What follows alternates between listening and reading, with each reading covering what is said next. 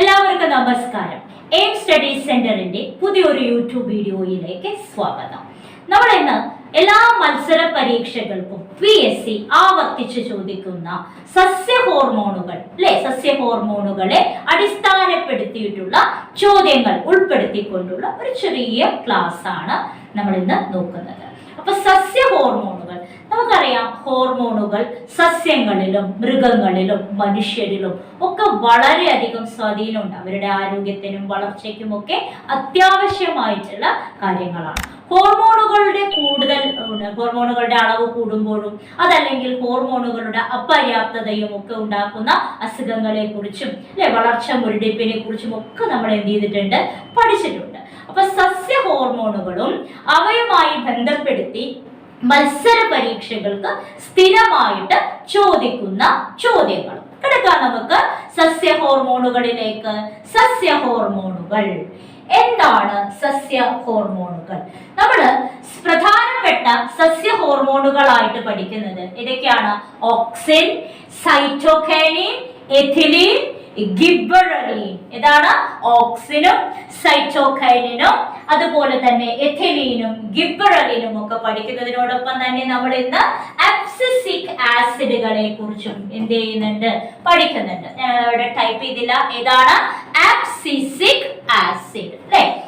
Abscisic acid, abscisic acid. അപ്പൊ പ്രധാനപ്പെട്ടിട്ടുള്ള സസ്യ ഹോർമോണുകൾ ഏതൊക്കെയാണ്? ഓക്സിൻ, എന്താണ്? Cytokinin, gibberellin, ethylene and abscisic acid. ഇതിനെ അടിസ്ഥാനപ്പെടുത്തിക്കൊണ്ടായിരിക്കും പരീക്ഷകൾക്ക് കൂടുതൽ ചോദ്യങ്ങൾ വരുന്നത്. സസ്യങ്ങളില് ഓക്സിന്റെ സാന്നിധ്യം വെളിപ്പെടുത്തിയത് ആരാണ്? അപ്പൊ നമ്മൾ ആദ്യം പഠിക്കാൻ പോകുന്നത് എന്തിനെ കുറിച്ചാണ്? ഓക്സിനെ കുറിച്ചാണ്. ഓക്സിൻ എന്ന് പറയുന്ന സസ്യ ഹോർമോണിനെ കുറിച്ചിട്ടാണ്.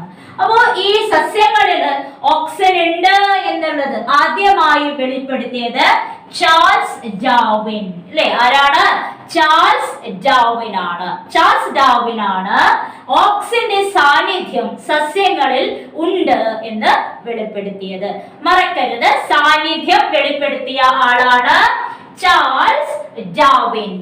രണ്ടാമത്, സസ്യങ്ങളില് ഓക്സിന്റെ സാന്നിധ്യം പരീക്ഷണാടിസ്ഥാനത്തിൽ തെളിയിച്ചത് ആരാണ്? ഉണ്ടെന്ന് പറഞ്ഞത് ആരാണ്? ചാൾസ് ഡാർവിനും പരീക്ഷണാടിസ്ഥാനത്തിൽ തെളിയിച്ചതാണ് FW വെന്റ്. എന്താണ്?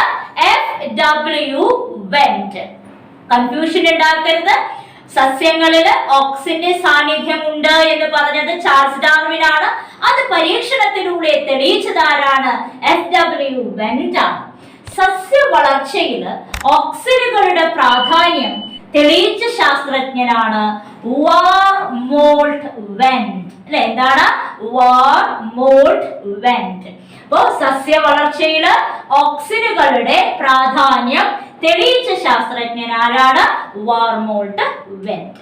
ഏതിനെ എങ്ങനെയാണ് ചോദ്യം വരുന്നത്? അതിനെ അടിസ്ഥാനപ്പെടുത്തിയിട്ട് എഴുതുക.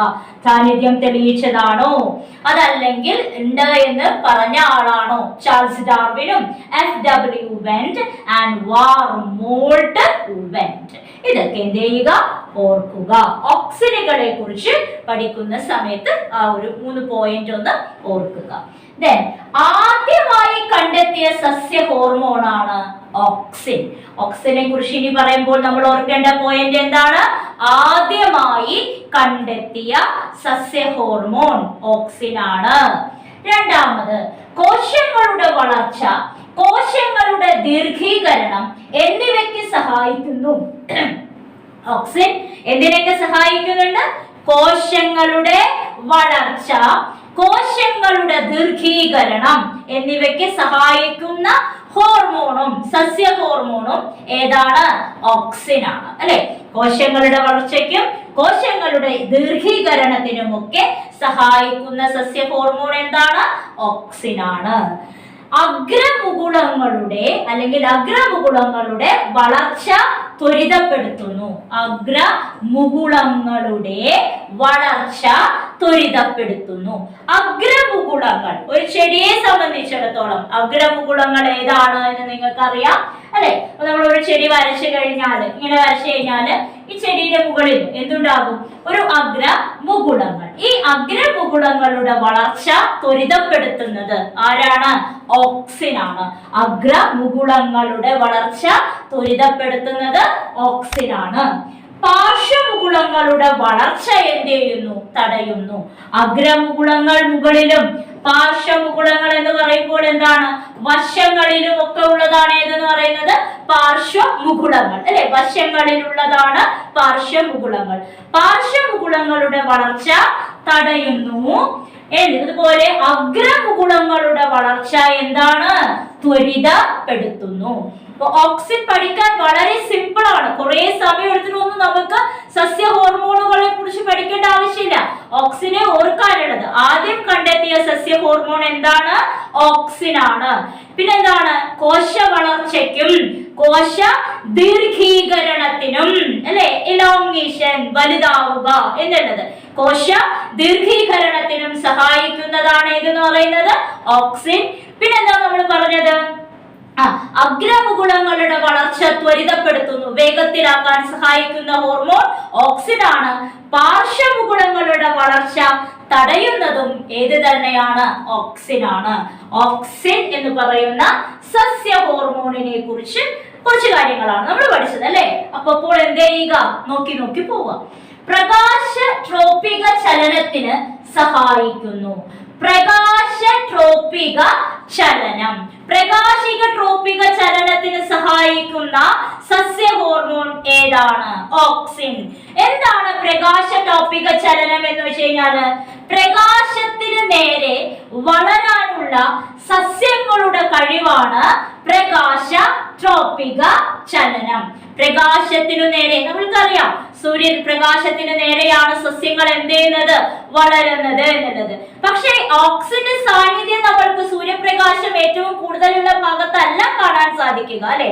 സൂര്യപ്രകാശം, സൺലൈറ്റിന്റെ ഇന്റൻസിറ്റി അല്ലെങ്കിൽ സൂര്യപ്രകാശത്തിന്റെ ഗാഢത കൂടുതലുള്ള ഭാഗത്തു നിന്നും ഓക്സിനുകൾ ഇങ്ങോട്ട് എന്താണ് കുറവുള്ള ഭാഗത്തേക്ക് വരുമെന്നൊക്കെ നമുക്ക് അത്രയും ഡീറ്റെയിൽ ആയിട്ടുള്ള ഒരു കാര്യം ആവശ്യമില്ല. പ്രകാശ ട്രോപിക ചലനത്തിന് സഹായിക്കുന്ന ഹോർമോൺ ഏതാണ് എന്നുള്ളതായിരിക്കും ചോദ്യം. ഏതാണ്? ഓക്സിൻ ആണ്. പ്രകാശിക ട്രോപിക ചലനം. പ്രകാശ ട്രോപിക ചലനം എന്ന് വെച്ച് കഴിഞ്ഞാൽ പ്രകാശത്തിനനുസരിച്ച് അല്ലെങ്കിൽ പ്രകാശ ലഭ്യതയ്ക്ക് അനുസരിച്ചിട്ട് സസ്യങ്ങൾക്ക് വളരാനുള്ള ഒരു കഴിവുണ്ട്.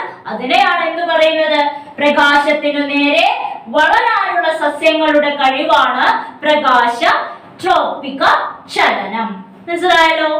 അടുത്തത് പ്രകൃതിദത്തമായ ഓക്സിൻ എന്നറിയപ്പെടുന്നത് അല്ലെ? പ്രകൃതിദത്തമായ ഓക്സിൻ ഏതാണ്? പ്രകൃതിദത്തമായ auxin indole 3 acetic acid.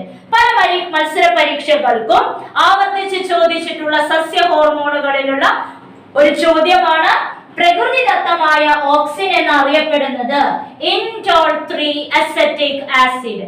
IAA, indole 3 acetic acid. എങ്ങനെ പറയാറുണ്ട്? IAA, ഇൻഡോൾ 3 അസറ്റിക് ആസിഡ് അല്ലെ? IAA മറക്കരുത്. പ്രകൃതിദത്തമായ ഓക്സിൻ ഏതാണ്?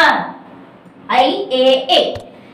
സസ്യ വളർച്ച നിയന്ത്രക വസ്തുക്കൾ എന്നറിയപ്പെടുന്നത്, ശരിക്കും ഈ സസ്യ വളർച്ചയുണ്ടല്ലോ നിയന്ത്രിക്കുന്നത്, സസ്യ വളർച്ചയുടെ നിയന്ത്രക വസ്തുക്കൾ എന്നറിയപ്പെടുന്നത് ഏതാണ്?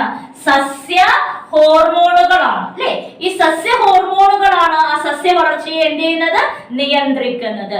അപ്പോൾ അതുകൊണ്ട് തന്നെ സസ്യ വളർച്ച നിയന്ത്രക വസ്തുക്കൾ എന്നറിയപ്പെടുന്നത് ഏതാണ്? സസ്യ ഹോർമോണുകളാണ്. നമ്മളിവിടെ പറഞ്ഞു ചോദ്യോത്തര രൂപത്തിലാണ് എന്ത് ചെയ്തിട്ടുള്ളത്? ഇത് തയ്യാറാക്കിയിട്ടുള്ളത്. സസ്യ വളർച്ച നിയന്ത്രക വസ്തുക്കൾ എന്നറിയപ്പെടുന്നത് ഏതാണ്? സസ്യ ഹോർമോണുകളാണ്. അപ്പൊ നമ്മൾ ആദ്യം എന്തിനെ കുറിച്ചാണ് പഠിച്ചത്? ഓക്സിനെ കുറിച്ചാണ് പഠിച്ചത്. രണ്ടാമത്തെ സസ്യ ഹോർമോൺ ആയിട്ടുള്ള സൈറ്റോകൈനെ കുറിച്ച് ഇനി നമുക്ക് നോക്കാം. രണ്ടാമത് നമ്മൾ പറയാൻ പോകുന്നത് എന്താണ്? സൈറ്റോകൈനിൻ. ഓക്സിനുമായി ചേർന്ന് കോശ വിഭജനത്തിനും കോശ വൈവിധ്യവൽക്കരണത്തിനും കോശ വളർച്ചയ്ക്കും സഹായിക്കുന്ന ഹോർമോണാണ് സൈറ്റോകൈനിൻ. അപ്പൊ ഓക്സിനുമായി ചേർന്നിട്ട് എന്തിനൊക്കെ സഹായിക്കുന്നു? കോശ വിഭജനത്തിന്, അല്ലെ? കോശങ്ങളെ എന്ത് ചെയ്യാനായിട്ട്? വിഭജനത്തിന് സഹായിക്കുന്നു.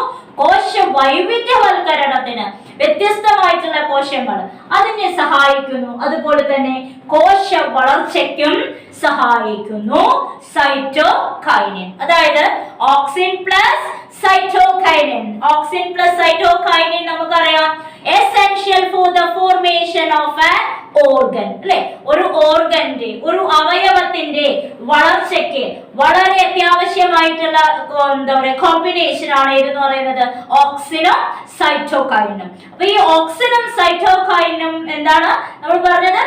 അതിന്റെ കോമ്പിനേഷൻ എന്ന് പറയുന്നത് essential for the formation of new organs, പുതിയ അവയവങ്ങൾ ഉണ്ടാകാൻ, കോശ വിഭജനത്തിന്, കോശ വൈവിധ്യവൽക്കരണത്തിന്, അതുപോലെ തന്നെ കോശ വളർച്ചയ്ക്ക് ഒക്കെ സഹായിക്കുന്ന ഹോർമോണാണ് സൈറ്റോകൈനിൻ. മറക്കരുത്, ഓർത്തു വെക്കുക. തേങ്ങാ വെള്ളത്തിൽ അടങ്ങിയിരിക്കുന്ന ഹോർമോൺ ഏതാണ്? സൈറ്റോകൈനിൻ ആണ്. ഇത് പരീക്ഷയ്ക്ക് ചോദിച്ചിട്ടുണ്ട്. തേങ്ങാ വെള്ളത്തിൽ അടങ്ങിയിരിക്കുന്ന ഹോർമോൺ ഏതാണ്? തേങ്ങാ വെള്ളത്തിലുള്ളത്? സൈറ്റോകൈനിൻ ആണ്, അല്ലെ? കരിക്ക്, തേങ്ങാ വെള്ളം, ഇതിലൊക്കെ എന്താണുള്ളത്? സൈറ്റോകൈനിൻ. അപ്പൊ സൈറ്റോകൈനിൻ ഏതിനോടൊപ്പം ചേർന്നിട്ട്? ഓക്സിനോടൊപ്പം ചേർന്ന് കോശ വിഭജനത്തിനും കോശ വൈവിധ്യവൽക്കരണത്തിനും കോശ വളർച്ചയ്ക്കും ഒക്കെ എന്ത് ചെയ്യുന്നുണ്ട്? സഹായിക്കുന്നുണ്ട്. തേങ്ങ വെള്ളത്തിൽ അടങ്ങിയിരിക്കുന്നതും എന്ത് തന്നെയാണ്? സൈറ്റോകൈനിൻ എന്ന് പറയുന്ന സസ്യ ഹോർമോൺ ആണ്. സസ്യങ്ങളില് കാണ്ഡത്തിന്റെ വളർച്ചയ്ക്കും വേരിന്റെ വളർച്ചയ്ക്കും സഹായിക്കുകയും വേരുകളുടെ അമിത വളർച്ച തടയുകയും ഫലരൂപീകരണത്തിന് സഹായിക്കുകയും ചെയ്യുന്ന ഹോർമോൺ എന്താണ്? ഓക്സിൻ ആണ്. അപ്പൊ നമുക്ക് ഇതില് എന്താ പറയാ ഓക്സിൻ ഉൾപ്പെടുത്താൻ പറഞ്ഞത് സസ്യങ്ങളില് കാണ്ഡത്തിന്റെ വളർച്ചയ്ക്ക്, വേരിന്റെ വളർച്ചയ്ക്ക് ഇതിനൊക്കെ സഹായിക്കുന്നു. വേരുകളുടെ അമിത വളർച്ച തടയുന്നു, എന്താ പറയാ ഫലരൂപീകരണത്തിന് സഹായിക്കുകയൊക്കെ ചെയ്യുന്ന ഹോർമോൺ ഏതാണ്?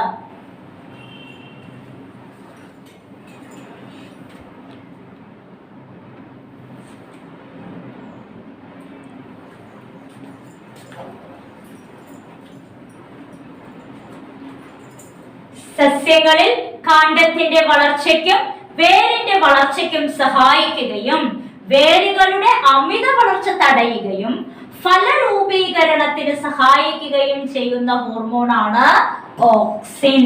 അപ്പൊ ഓക്സിന്റെ അവിടെ നമ്മൾ പറയാൻ മറന്ന അല്ലെങ്കിൽ വിട്ടുപോയ ഒരു കാര്യമാണ് വേരുകളുടെയും ഒക്കെ വളർച്ച എന്താണ്? തടയുന്നു. അമിതമായിട്ടുള്ള വളർച്ച തടഞ്ഞ് കൃത്യമായിട്ടുള്ള ഫലരൂപീകരണത്തിനൊക്കെ സഹായിക്കുന്ന ഹോർമോണാണ് ഓക്സിൻ. നമുക്ക് വീണ്ടും സൈറ്റോകൈനിലേക്ക് വരാം.